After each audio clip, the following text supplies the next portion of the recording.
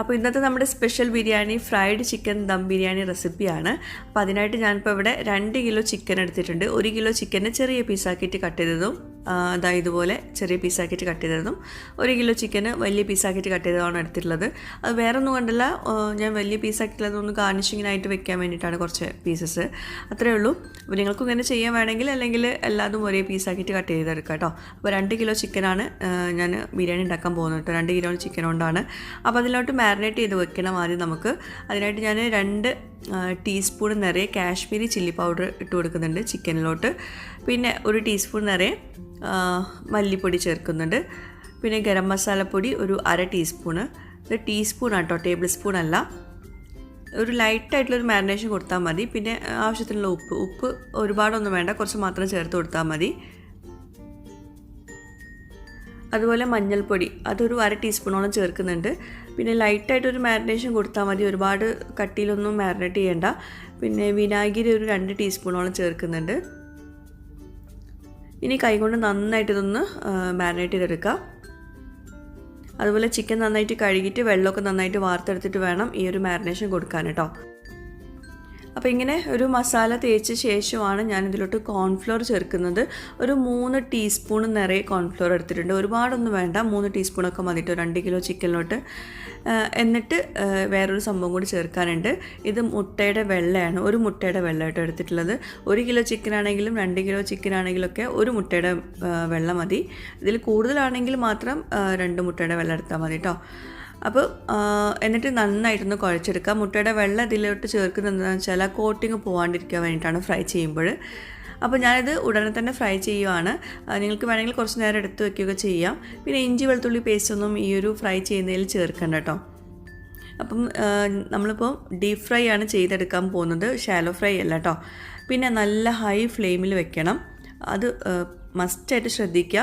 ഇത് ഫ്രൈ ചെയ്യുന്ന സമയത്ത് നല്ല ഹൈ ഫ്ലെയിമിൽ വെച്ചിട്ട് വേണം ഫ്രൈ ചെയ്തെടുക്കാൻ. എന്നാലേ പുറം ഭാഗവും അതുപോലെ ആ ഒരു കോട്ടിങ്ങൊക്കെ നഷ്ടപ്പെടാതെ നമുക്ക് നല്ലോണം ചിക്കൻ ഫ്രൈ ചെയ്തിട്ട് കിട്ടുകയുള്ളൂ. ഞാൻ സ്റ്റാർട്ടിങ് തൊട്ടിട്ട് ഈ ചിക്കൻ ഫ്രൈ ചെയ്ത് കഴിയുന്ന വരെ ഹൈ ഫ്ലെയിമിൽ ഇട്ടിട്ടാണ് ഫ്രൈ ചെയ്യുന്നത്. കാരണം നമ്മൾ ദമ്മിടുമ്പോൾ നമുക്ക് ഈ കോട്ടിങ് പോകാൻ പാടില്ല. അകത്തിനി നമുക്ക് ദമ്മിടുന്ന സമയത്ത് നന്നായിട്ട് കുക്കായി കിട്ടും ചെയ്യും. അപ്പം നമുക്ക് ആ കോട്ടിങ് പോകാണ്ടിരിക്കാനും അതുപോലെ ചിക്കൻ നന്നായിട്ട് റെഡി ആവാനും ഇങ്ങനെ ഹൈ ഫ്ലെയിമിലിട്ടിട്ട് നല്ലോണം തിരിച്ചു മറിച്ചൊക്കെ ഒന്ന് ഫ്രൈ ചെയ്തെടുക്കാം. അതുപോലെ മുട്ടയുടെ വെള്ള ചേർക്കുന്നതുകൊണ്ട് തന്നെ ആ ഒരു കോട്ടിങ് വല്ലാണ്ടൊന്നും പോവില്ല. അപ്പോൾ ഞാൻ ഒരു ബാച്ച് ഇത് ഫ്രൈ ചെയ്തെടുത്തിട്ടുണ്ട്. ഇത് ചെറിയ പീസാക്കിയുള്ള ചിക്കനാണ് ഇപ്പോൾ ഫ്രൈ ചെയ്തെടുത്തിട്ടുള്ളത്. പിന്നെ കോൺഫ്ലവറും മുട്ടയുടെ വെള്ളമൊക്കെ ചേർത്തിട്ട് ഫ്രിഡ്ജിലൊന്നും വെക്കരുത് കേട്ടോ. അതൊക്കെ നമ്മൾ ഫ്രൈ ചെയ്യാൻ നേരം മാത്രം ചിക്കനിൽ മാരിനേറ്റ് ചെയ്ത് കൊടുത്താൽ മതി. അപ്പോൾ രണ്ടാമത്തെ ബാച്ച് ഞാൻ വലിയ പീസാക്കിയിട്ടുള്ള ചിക്കനാണ് ഫ്രൈ ചെയ്തെടുക്കുന്നത്. അപ്പോൾ ഞാനിപ്പോൾ ഇത് ഞാൻ പറഞ്ഞല്ലോ വലിയ പീസാക്കിയിട്ടുള്ളത് ലാസ്റ്റ് നമ്മൾ ദമ്മൊക്കെ ഇട്ട ശേഷം നമ്മൾ ദമ്മൊക്കെ റെഡിയാക്കിയിട്ട് നമ്മൾ സെർവ് ചെയ്യാൻ നേരം അതിൻ്റെ മുകളിൽ ഇങ്ങനെ ഗാർണിഷിങ്ങിന് വെച്ച് കൊടുക്കാൻ വേണ്ടിയിട്ടാണ് ഞാൻ ഈ ഒരു വലിയ പീസാക്കിയിട്ടുള്ള ചിക്കൻ ഇങ്ങനെ ഫ്രൈ ചെയ്തെടുക്കുന്നത്. അതുപോലെ തന്നെ നമുക്ക് ചിക്കൻ ബിരിയാണിയുമായി അതിൻ്റെ കൂടെ ഫ്രൈഡ് ചിക്കനുമായി കഴിക്കുമ്പോൾ ഓക്കെ. അപ്പോൾ നമ്മൾ ഇതെല്ലാതും ഫ്രൈ ചെയ്തെടുക്കുന്നുണ്ട്. അപ്പോൾ ബാക്കിയുള്ള ചിക്കൻ അവിടെ ഫ്രൈ ആവുന്ന നേരം കൊണ്ട് ഞാൻ അരി വേവാനുള്ള വെള്ളം ഒന്ന് തിളപ്പിക്കാൻ വെക്കുന്നുണ്ട്. ഒരുപാട് വെള്ളത്തിൽ വേണം അരി കുക്ക് ചെയ്തെടുക്കാൻ കേട്ടോ. അപ്പം വെള്ളം നന്നായിട്ട് വെട്ടി തിളക്കുന്ന സമയത്ത് അതിലോട്ട് ഉപ്പ് ചേർത്ത് കൊടുക്കുക. പിന്നെ ഞാൻ കുറച്ച് ഗരം മസാലപ്പൊടി ചേർക്കുന്നുണ്ട് കേട്ടോ. വേറെ സ്പൈസസ് ഒന്നും ഇതിലോട്ട് ചേർക്കുന്നില്ല. വെള്ളത്തിലോട്ട് ഗരം മസാലപ്പൊടി കുറച്ച് മാത്രം ചേർത്ത് കൊടുക്കുന്നുണ്ട്. അതുപോലെ ക്യാരറ്റ്, ചെറിയൊരു കഷ്ണം ക്യാരറ്റ് ഇതുപോലെ ചോപ്പ് ചെയ്തിട്ട് ഇട്ട് കൊടുക്കുന്നുണ്ട്.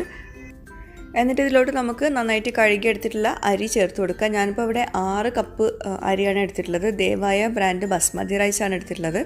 അപ്പോൾ ഇത് ബസ്മതി റൈസ് ആട്ടോ, നീളമുള്ള ബസ്മതി റൈസാണ്. നിങ്ങൾക്ക് ചെറിയ അരി കൊണ്ട് ഉണ്ടാക്കാം കേട്ടോ, ജീരകശാല അരി കൊണ്ട് ഉണ്ടാക്കാം. ഇത് തിളപ്പിച്ച് ഊറ്റിയിട്ടുള്ള ചോറാണ് നമ്മൾ ഉണ്ടാക്കുന്നത് കേട്ടോ. നെയ്ച്ചോറ് ഉണ്ടാക്കിയിട്ടല്ല കേട്ടോ ദമ്മിടുന്നത്. അതുപോലെ 1 ടേബിൾ സ്പൂൺ വിനാഗിരിയും 1 ടേബിൾ സ്പൂൺ ഓയിലും കൂടി ചേർക്കുന്നുണ്ട് അരിയിട്ട ശേഷം. എന്നിട്ട് ഇത് ഒരു 7-8 മിനിറ്റ് ഒക്കെ നമ്മൾ കുക്ക് ചെയ്തെടുക്കുക കേട്ടോ. അതായത് അരി പുറത്തുനിന്ന് വേവും വേണം, അകത്തുനിന്ന് ചെറിയൊരു കടിക്കുന്ന പരുവത്തിലാണ് നമ്മൾ അത് ഊറ്റിയെടുക്കേണ്ടത്. അപ്പോഴേക്കും ലാസ്റ്റ് ബാച്ച് നമ്മുടെ ചിക്കൻ അവിടെ ഫ്രൈ ആയിട്ടുണ്ട്, അത് മാറ്റി വയ്ക്കുക.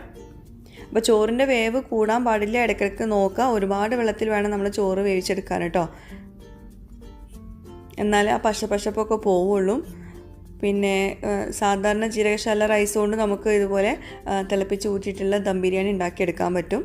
പിന്നെ ഞാൻ മുമ്പ് ഷെയർ ചെയ്തിട്ടുള്ള ഫ്രൈഡ് ചിക്കൻ ദം ബിരിയാണി റെസിപ്പിയിൽ നമ്മൾ നെയ്ച്ചോറ് ഉണ്ടാക്കിയിട്ടായിരുന്നു ദമ്മിട്ടുണ്ടായിരുന്നത്, അതും ജീരകശാല റൈസും ഉണ്ട്. പിന്നെ ഇത് ഇഞ്ചി വെളുത്തുള്ളി പച്ചമുളകാണ്, ഒന്ന് ക്രഷ് ചെയ്തെടുക്കുക. ഇനി നമ്മൾ മസാല റെഡിയാക്കാൻ പോവുകയാണ്. അതിനായിട്ട് ഞാനിപ്പോൾ ഇവിടെ എടുക്കുന്ന ഓയിൽ നമ്മൾ ചിക്കൻ ഫ്രൈ ചെയ്തിട്ടുള്ള ഓയിലാണ്, അതാണ് വേണ്ടത് കേട്ടോ. എന്നാലേ നമ്മുടെ ബിരിയാണിക്ക് അതിൻ്റെ ഒരു ടേസ്റ്റൊക്കെ വരുള്ളൂ. എന്നിട്ട് ഓയിൽ ചൂടായ ശേഷം ഞാനിപ്പോൾ ഇവിടെ 6 സവോള എടുത്തിട്ടുണ്ട്. നല്ലോണം മസാല വേണം, കാരണം നമ്മൾ 2 കിലോ ചിക്കൻ കൊണ്ടാണല്ലോ ഉണ്ടാക്കുന്നത്. അപ്പം 6 സവോള നന്നായിട്ട് സ്ലൈസ് ചെയ്തത് ചേർത്ത് കൊടുത്തിട്ട് നന്നായിട്ട് വഴറ്റിയെടുക്കുക. സവോള നല്ലോണം വഴണ്ട് വരണം, എന്നിട്ട് ബാക്കിയൊക്കെ നമ്മൾ ചേർത്ത് കൊടുക്കുന്നുള്ളൂ കേട്ടോ. അതിനിടയ്ക്ക് നമുക്ക് കുറച്ച് ഗ്രാമ്പൂ, ഏലയ്ക്ക, പട്ട അതൊക്കെ ഒന്ന് ചേർത്ത് കൊടുക്കുക. അത് ഉണ്ടെങ്കിൽ ചേർത്ത് കൊടുക്കുക, ഇല്ലെങ്കിൽ ഉള്ളതിനനുസരിച്ച് ചേർത്ത് കൊടുക്കുക കേട്ടോ. അത് ഉണ്ടെങ്കിൽ നല്ലതാണ്, നല്ലൊരു മണമൊക്കെ കിട്ടും. അപ്പോൾ ഞാൻ കുറച്ച് നേരം അടച്ച് വെച്ചിട്ട് കുക്ക് ചെയ്തെടുത്തിട്ടുണ്ട്. സവോളൊക്കെ നല്ലോണം സോഫ്റ്റ് ആവണം, എന്നാലേ മസാലയിൽ സവോള ഇങ്ങനെ സെപ്പറേറ്റ് കിടക്കാണ്ട് പോലൊക്കെ ഉണ്ടാവുള്ളൂ കേട്ടോ. അപ്പോൾ നല്ലോണം സോഫ്റ്റ് ആയിട്ടുണ്ട്. ആ ഒരു സ്റ്റേജിൽ ഞാൻ ഇഞ്ചി വെളുത്തുള്ളി പച്ചമുളക് ഇതെല്ലാം കൂടി ഒന്ന് ക്രഷ് ചെയ്ത് ചേർത്ത് കൊടുക്കുന്നുണ്ട്. പച്ചമുളക് ഇങ്ങനെ ചേർക്കുമ്പോഴാണ് ബിരിയാണിക്ക് ആ ഒരു എരിവൊക്കെ കറക്റ്റ് എരിവൊക്കെ കിട്ടുന്നത്. പച്ചമുളക് നിങ്ങൾക്ക് വേണമെങ്കിൽ കൂടുതൽ ചേർക്കട്ടോ, എരിവ് കൂടുതൽ വേണമെങ്കിൽ. ഇത് ബിരിയാണി മസാല പൗഡറാണ്, അത് ഞാനൊരു 1 ടീസ്പൂണോളം ചേർക്കുന്നുണ്ട്. പിന്നെ ഒരു 1/2 ടീസ്പൂൺ മഞ്ഞൾപ്പൊടി ഒരുപാട് ചേർക്കണ്ട, നമ്മുടെ ബിരിയാണി ഒരുപാട് യെല്ലോയിഷ് കളർ വേണ്ട. എന്നിട്ട് വീണ്ടും നന്നായിട്ട് വഴറ്റിയെടുക്കാം. ഇനി ഇതിലോട്ട് 3 തക്കാളിയാണ് ചേർക്കുന്നത്. 6 സവോളയിലോട്ട് 3 തക്കാളി ചേർക്കുന്നുണ്ട്. എന്നിട്ട് അത് വീണ്ടും ഒന്ന് വഴറ്റി കൊടുക്കുക. അതുപോലെ ഈ മസാല ഉണ്ടല്ലോ, അത് നല്ലോണം വെന്ത് ഉടയണം, എന്നിട്ട് മാത്രം നമ്മൾ ബാക്കിയൊക്കെ ചേർത്ത് കൊടുക്കാവൂ കേട്ടോ.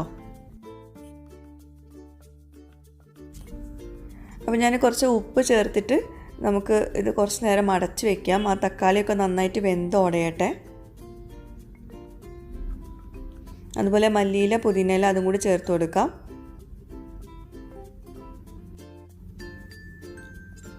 അപ്പം ഇതൊക്കെ നന്നായിട്ട് വഴണ്ട് വന്നിട്ടുണ്ട്. തക്കാളിയൊക്കെ നല്ലോണം സോഫ്റ്റ് ആയിട്ടുണ്ട്. നല്ലോണം ഒന്ന് മിക്സ് ചെയ്ത് കൊടുക്കുക. ഇനി ഇതിലോട്ട് നമുക്ക് ബാക്കിയുള്ളതൊക്കെ ചേർത്ത് കൊടുത്തിട്ട് വീണ്ടും ഒന്നുകൂടെ കുക്ക് ചെയ്തെടുക്കണം. സവോളയൊക്കെ എപ്പോഴും ഒന്നുകൂടെ ഒന്ന് വേവാനുണ്ട്. അപ്പോൾ ഞാനിപ്പോൾ ഇതിലോട്ട് തൈര് ചേർത്ത് കൊടുക്കുകയാണ്. തൈര് ഒരു 4-5 ടേബിൾ സ്പൂൺ, അതായത് നമ്മൾ എടുക്കുന്ന തക്കാളിയുടെ പുളിക്കൊക്കെ അനുസരിച്ചിരിക്കണം തൈരിൻ്റെ ഒരു പുളി കേട്ടോ. അപ്പോൾ അതൊക്കെ നിങ്ങൾ നോക്കിയിട്ടെടുക്കുക. ഞാനൊരു 5 ടേബിൾ സ്പൂണോളം ചേർക്കുന്നുണ്ട്. അപ്പോൾ ആദ്യം കുറച്ച് ചേർത്ത് കൊടുക്കുക, പിന്നെ ലാസ്റ്റ് നമ്മൾ മസാലയ്ക്ക് പുളി കുറവാണെങ്കിൽ അപ്പോൾ ചേർത്ത് കൊടുക്കുക കേട്ടോ. അപ്പോൾ തൈര് ചേർത്തിട്ട് നന്നായിട്ട് മിക്സ് ചെയ്ത് കൊടുക്കാം. പിന്നെ ഇത് വലിയ ജീരകത്തിൻ്റെ പൊടിയാണ്, അത് ഇവിടെ നേരത്തെ ഉള്ളതുകൊണ്ട് ഞാൻ ചേർത്ത് കൊടുക്കുന്നതെന്നുള്ളൂ. ഇല്ലെങ്കിൽ കുഴപ്പമില്ല. വലിയ ജീരകം നമ്മൾ ഇഞ്ചി വെളുത്തുള്ളി പച്ചമുളക് അരച്ചില്ലേ, അതിൻ്റെ കൂടെ വലിയ ജീരകം ഒന്ന് അരച്ചെടുത്താൽ മതി കേട്ടോ. അപ്പോൾ വീണ്ടും അടച്ച് വെച്ചിട്ട് ഒന്ന് വേവിച്ചെടുക്കുന്നുണ്ട്. ഗരം മസാലപ്പൊടിയും കൂടി ചേർത്ത് കൊടുക്കുക കേട്ടോ, ഞാൻ നേരത്തെ പറയാൻ വിട്ടുപോയതാണ്. എന്നിട്ട് 1 ടേബിൾ സ്പൂൺ നെയ്യും കൂടി ചേർത്തിട്ട് നന്നായിട്ട് മിക്സ് ചെയ്ത് കൊടുക്കുന്നുണ്ട്. ഈ നെയ്യ് നമ്മൾ ഇതൊക്കെ മസാലയൊക്കെ വഴണ്ട് വന്ന ശേഷം ലാസ്റ്റ് ചേർത്ത് കൊടുക്കുക കേട്ടോ മസാലയിലോട്ട്. അപ്പോൾ ഉപ്പ് പുളി ഇതൊക്കെ നോക്കുക, എന്തെങ്കിലും കുറവുണ്ടെങ്കിൽ ഈ ഒരു സ്റ്റേജിൽ ചേർത്ത് കൊടുക്കുക. ഞാനിപ്പോൾ ഇവിടെ ചെറിയ പീസാക്കിയിട്ട് നമ്മൾ ഫ്രൈ ആക്കിയിട്ടുള്ള ചിക്കൻ ഉണ്ടല്ലോ, അത് ഇതിലോട്ട് ചേർത്ത് കൊടുക്കുകയാണ്. ഞാൻ മസാലയിലോട്ട് ചെറിയ പീസ് ചിക്കനും അതുപോലെ ഒന്ന് ഗാർണിഷിങ്ങിനായിട്ട് ഞാൻ വലിയ പീസ് ചിക്കനാണ് എടുക്കുന്നത് കേട്ടോ. അപ്പം മസാലയിലോട്ട് നമ്മൾ ചിക്കൻ ചേർക്കുമ്പം അതും നമ്മൾ ഗാർണിഷിങ്ങിനായിട്ട് എടുക്കുന്ന ചിക്കൻ്റെ ടേസ്റ്റിന് വ്യത്യാസം എന്താണെന്ന് വെച്ചാൽ, മസാലയിലുള്ള ചിക്കൻ നല്ലോണം ഉള്ളൊക്കെ സോഫ്റ്റായിട്ട് നല്ല ടേസ്റ്റ് ആയിട്ടുണ്ടാവും. പക്ഷെ കാണാൻ ഒരു മൊഞ്ചുണ്ടാവില്ല. പക്ഷെ കാണാൻ മൊഞ്ചുള്ളത് നമ്മുടെ ഫ്രൈഡ് ചിക്കൻ ഇതിലോട്ട് ചേർക്കാത്തതായിരിക്കും കേട്ടോ. അപ്പോൾ നല്ലോണം ഇത് മിക്സ് ചെയ്ത് കൊടുക്കുക. ഇനി ആ ഒരു മസാലയിൽ ഈ ചിക്കൻ നല്ലോണം ഒന്ന് കുക്കാവണം. അതുപോലെ ചിക്കൻ ഇനിയിപ്പോൾ ഓവറായിട്ട് വേവും അങ്ങനെ ഒന്നും പേടിക്കേണ്ട, കാരണം നമ്മൾ നല്ല ഹൈ ഫ്ലെയിമിൽ ഇട്ടിട്ട് പുറമേയൊക്കെ നല്ലോണം മുരിയെടുത്തിട്ടാണ് എടുത്തിട്ടുള്ളത് ചിക്കൻ. അപ്പോൾ അതുകൊണ്ട് കൂടുതലായിട്ട് വേവും അങ്ങനത്തെ പ്രശ്നമൊന്നുമില്ല, ഉടഞ്ഞു പോകുന്നുള്ള പ്രശ്നമൊന്നുമില്ല കേട്ടോ. അതുപോലെ ഞാൻ കുറച്ചുകൂടെ തൈര് ചേർത്ത് കൊടുക്കുന്നുണ്ട്. അപ്പോൾ ഈ ഒരു മസാല ടേസ്റ്റ് നോക്കിയിട്ട് ഉപ്പ് പുളിയൊക്കെ എന്തെങ്കിലും കുറവുണ്ടെങ്കിൽ അപ്പോൾ ചേർത്ത് കൊടുക്കുക കേട്ടോ. അപ്പോൾ മസാലയൊക്കെ ഏകദേശം കുക്കായിട്ടുണ്ടെങ്കിൽ നമുക്ക് ബിരിയാണി ദമ്മിടാം. അപ്പോൾ ഞാൻ ചോറ് നേരത്തെ ഊറ്റി വെച്ചിട്ടുണ്ടായിരുന്നു കേട്ടോ, അതെനിക്ക് കാണിക്കാൻ പറ്റിയില്ല. അപ്പോൾ ഈ ഒരു മസാലയിൽ ഇട്ടിട്ട് നമ്മൾ ചിക്കൻ ഒന്ന് ചെറുതായിട്ടൊന്ന് വേവിച്ചെടുക്കണം, കാരണം ചിക്കൻ ഓൾറെഡി വെന്താണ്, എന്നാലും മസാലയിൽ നന്നായിട്ടൊന്ന് കോട്ട് ചെയ്തെടുക്കണം. എന്നിട്ട് മസാല റെഡിയായ ശേഷമാണ് നമ്മൾ ദമ്മിട്ട് കൊടുക്കുന്നത് കേട്ടോ. നമ്മൾ ഊറ്റി വെച്ചിട്ടുള്ള ചോറ് ഇതിൻ്റെ മുകളിൽ 2 ലെയറായിട്ടാണ് ഇട്ട് കൊടുക്കുന്നത്. ആദ്യം കുറച്ച് ലെയർ ഇട്ട് കൊടുക്കുക, അതുപോലെ ഒന്ന് പരത്തിയെടുക്കുക. എന്നിട്ട് ഞാൻ 2 ടീസ്പൂണോളം നെയ്യ് ഒന്നതുപോലെ സ്പ്രെഡ് ചെയ്ത് കൊടുക്കുന്നുണ്ട്. ഏത് നെയ്യും നിങ്ങൾക്ക് എടുക്കാം കേട്ടോ. ഞാനിപ്പോൾ ഇവിടെ വെജിറ്റബിൾ ഗീ ആണ് എടുത്തിട്ടുള്ളത്. പിന്നെ അതിൻ്റെ മുകളിൽ കുറച്ച് ഗരം മസാലപ്പൊടി ഒന്ന് സ്പ്രെഡ് ചെയ്ത് കൊടുക്കുക. പിന്നെ മല്ലിയില പുതിനയില ഇട്ട് കൊടുക്കുക. എന്നിട്ട് വീണ്ടും നമ്മൾ ഒരു ലെയറും കൂടി ചോറിട്ട് കൊടുക്കുക. വീണ്ടും സെയിം ഇതുപോലെ തന്നെ ലെയർ ചെയ്ത് കൊടുക്കുക. നെയ്യ് ഇട്ട് കൊടുക്കുക, ഗരം മസാലപ്പൊടി ഇട്ട് കൊടുക്കുക, മല്ലിയില പുതിനയില ഇട്ട് കൊടുക്കുക.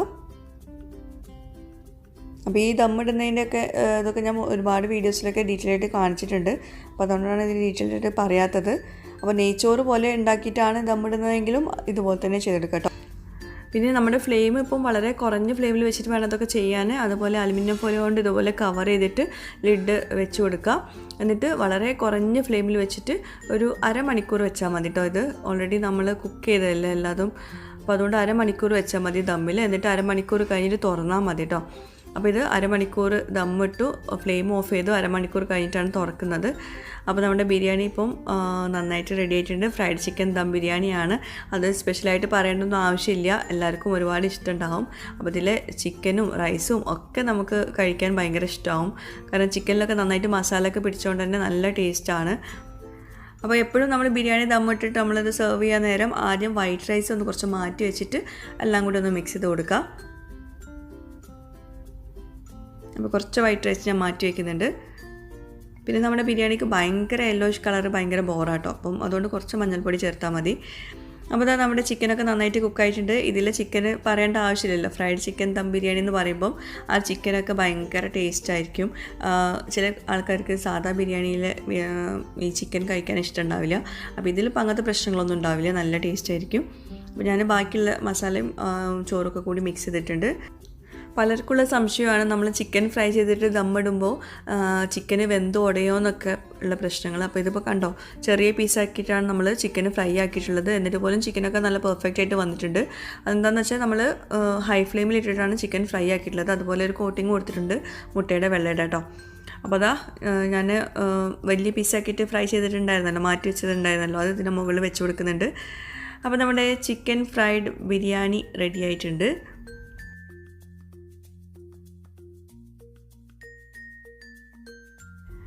അപ്പോൾ ഫ്രൈഡ് ചിക്കൻ ദം ബിരിയാണി ഇഷ്ടമില്ലാത്തവരുണ്ടാവില്ല. നല്ല സിമ്പിളാണ് ഉണ്ടാക്കാൻ, എന്നാൽ ടേസ്റ്റിൽ അപാര ടേസ്റ്റുമാണ്. അപ്പോൾ എന്തായാലും മസ്റ്റായിട്ടും ട്രൈ ചെയ്ത് നോക്കുക. ബിരിയാണി ഉണ്ടാക്കുന്നവർ അതുപോലെ ഈ ഫ്രൈഡ് ചിക്കൻ ദം ബിരിയാണി ഉണ്ടാക്കാൻ ഉദ്ദേശിക്കുന്നവർ എന്തായാലും റെസിപ്പി നോക്കുക. എല്ലാവർക്കും ഇഷ്ടമാവും, പെർഫെക്റ്റ് റെസിപ്പിയാണ്.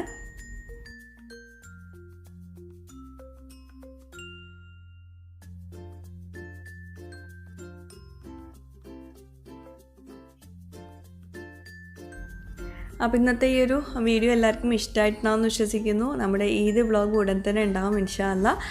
അപ്പോൾ പുതിയൊരു വീഡിയോയുമായിട്ട് വ്ളോഗുമായിട്ടൊക്കെ വരുന്നവരേക്കും ബൈ, താങ്ക് യു.